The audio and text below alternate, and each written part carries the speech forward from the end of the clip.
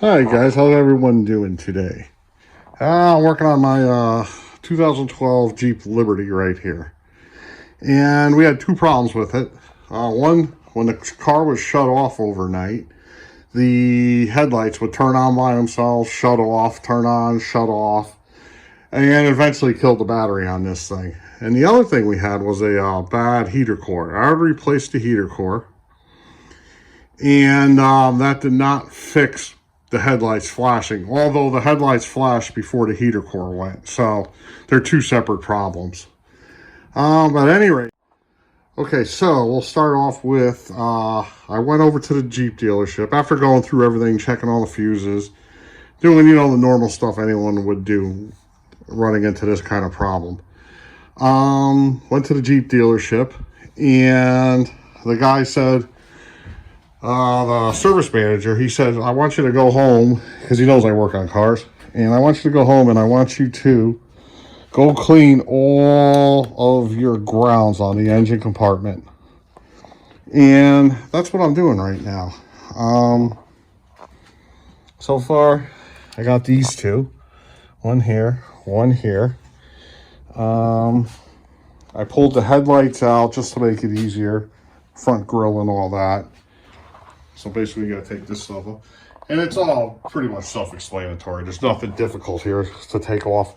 Just a bunch of, those plastic rivets that pop up, and it just all came right off. And some torque screws holding the headlights in. So I already cleaned this one up a little bit. But this one, I should have taken a picture of this prior to me starting to clean it. But this will definitely cause a problem.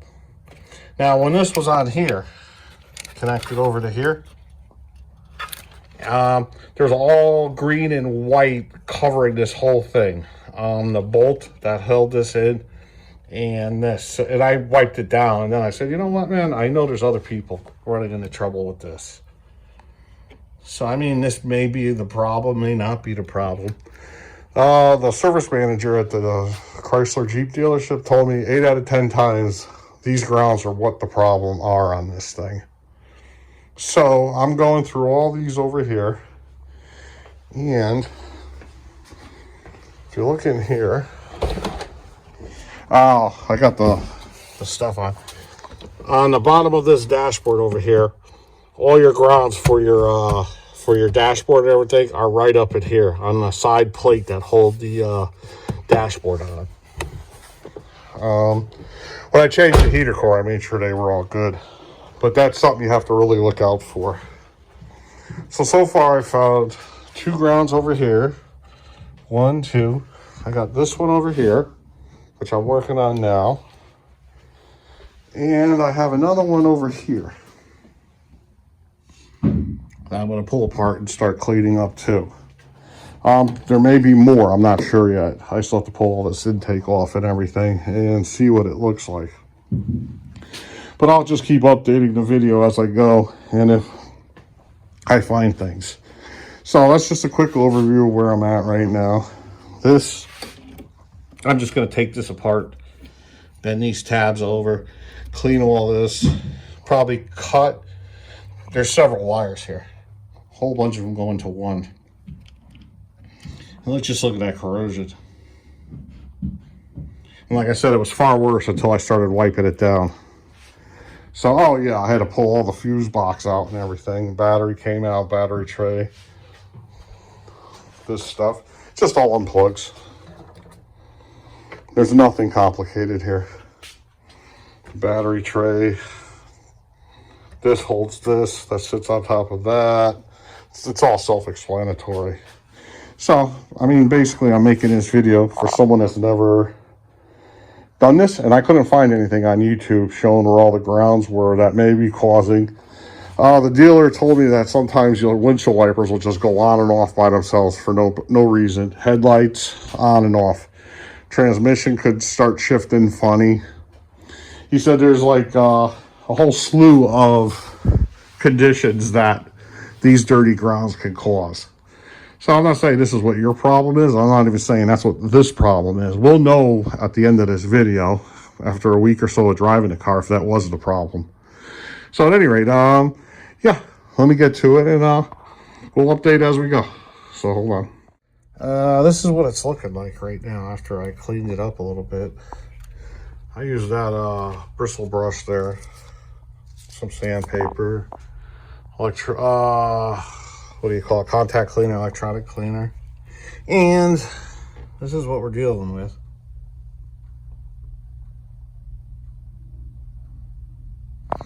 Yeah, I'm definitely going to have to cut it. I was getting a little bit nervous about cutting this because of, that looks like that's pressed in. I don't know if we'll be able to put this back together, but I definitely have to cut this open and see how far back this green goes on some of the other wires. There's really no choice. So basically you just bend that one back, and we'll see if this just pulls out of here. I'm no expert mechanic or anything here. I'm just, you know, some dude in the garage trying to figure it out. Yeah, let me pull this thing apart and we'll go from there as far as this goes. So far, I guess the service manager, he was right. You find some corrosion down here, and I have. So, yeah, let me see what happens with this. We'll be back. All right, another quick little update. These are just falling off. If you even just move this thing, I've had them they're just falling straight off. So yeah, this is definitely a problem here. So, let me figure out what to do with this. Obviously, I'm removing it. I just have to figure out how to reconnect all these wires. Do I put a loop on, like one of those fisheye connectors? I don't know what they call them, like an electrician would call them. Or do I try to find something like this, solder it to it? I don't know. Anyways, we'll figure it out. Let me pull this apart here. These are just falling off, so this may be the problem. I don't know. We'll see. All right, so we got all this all stripped out. I had to cut them back until probably a good 1.5 inches off till I got to the clean copper. This one, we could still see a little green in there. So yeah, they look like they'll still reach. So I think we're going to be okay over here. I'm going to come up with a solution. I called one of my buddies. He has something for me to hook this back up. I'll go tomorrow morning, figure it out. All right, so we'll update again as soon as possible. Bye. All right, we're back. Another day on the old 2012 Jeep fixing these grounds. Let's see. This is what I decided to do out of this big bundle of wires. I put the one big thick wire on one nice copper connector, and I put all these together onto this one right here. So they both reach, no problem there. I forgot to put the shrink wrap on, of course. So we got some tape on here, not bad. This is what I use to put these fittings on. This is from Harbor Freight. I gotta recommend this thing. This thing actually works pretty good. For a Harbor Freight tool, works real well. Comes with all the different sizes, you know. You pretty much just change it like this, and that's it. It's pretty straightforward. You know, you lock it with the knob, unlock to let it loose, and there you go. And it crunches these down pretty good. So yeah, so we're all set there. We got this going back together now, and yeah, let's see what happens. There's no way I was getting this to work.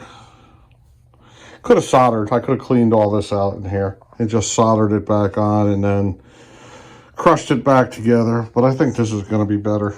So yeah, let me get this assembled and we'll get on to this side over here. This doesn't look as bad, but we're still going to pull it off and take a look, clean it all up. Oh, one other thing too. I found one more ground right over here. And I'm sure there's probably more grounds too. So this ground appears to be pretty good. I used the borescope camera to look back here. So we're all set as far as this ground strap goes.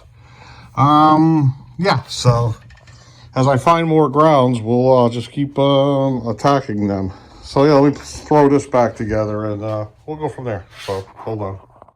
All right, one last thing too, as I'm buttoning this up, I'm using an electronic cleaner right here. Cleaning out the threads in this, you know, basically just sticking this in here, bristle brush. Let's see if I can get this like this. And there we go. And then as far as the bolt that holds it down, I'm just pretty much, I got it locked in the vise. Got a drill right here. Yeah, just like this. I should be using 2 hands there.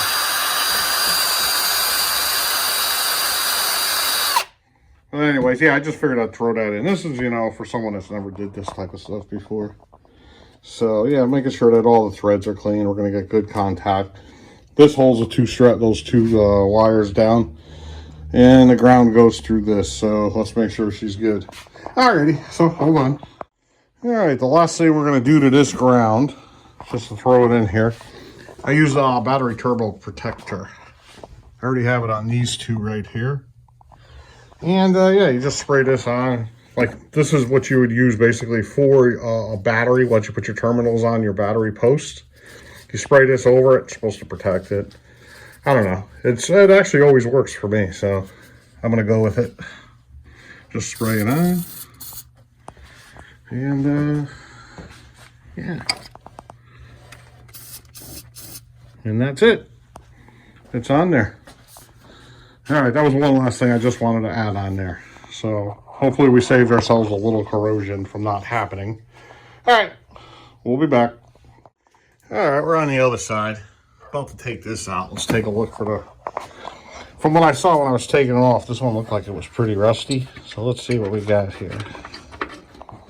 Let's see.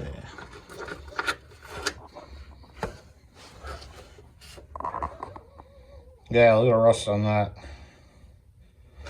That'll hurt it. Yeah, that's all. Oops. Let's take a look here. All right, let's get this before I lose it. That's my luck, I will. So yeah, look at the... Yeah, that needs to be cleaned. That's the top of it. That, you know, that's where your part of your contact is, along with the bolt shaft. And then, yeah, a ton of corrosion on here and on here. All right, so it's a good thing we took this side apart. We'll clean this all up, clean the threads in there, and yeah, we'll put this back together. Same thing as before. Do I have to change this one?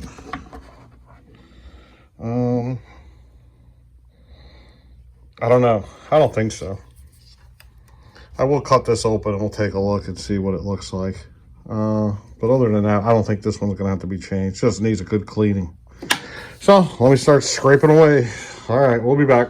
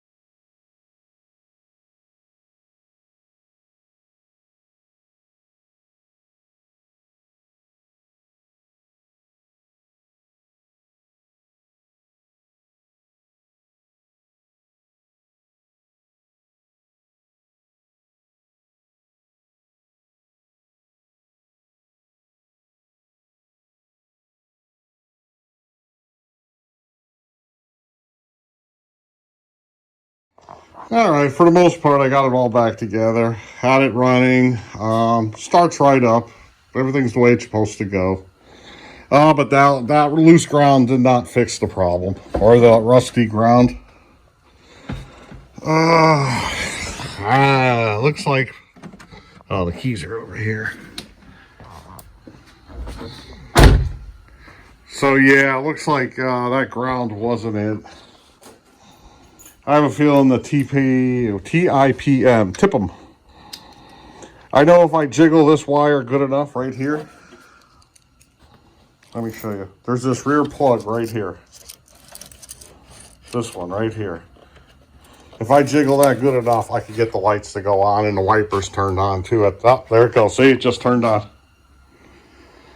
So I have a feeling it's this thing right here. So yeah, there we go. We did our, it wasn't the grounds. So yeah, I'm going to leave this at that right now. I'll end the video here. I am going to order one of these, a refurbished unit, because they're only 200 bucks. And, all right, I'm back. Yeah, I had a phone call coming in. That's why I stopped recording on me here. So yeah, that's all I got left to do. Change this, and then this is the last part I could change with the equipment I have. Then it has to go into the dealer. It has to have one of their master mechanics and their scanners, whatever they have, tools to figure it out. But yeah, it's a shame too. Thing starts right up. I mean, could it still be this WCM wireless control module over here? It could be.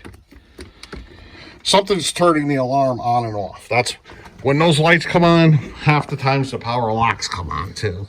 So I mean, you start the thing right up. Runs fine. Everything starts up the way it's supposed to. So I got the WCW over here. They can check out the dealer if need be.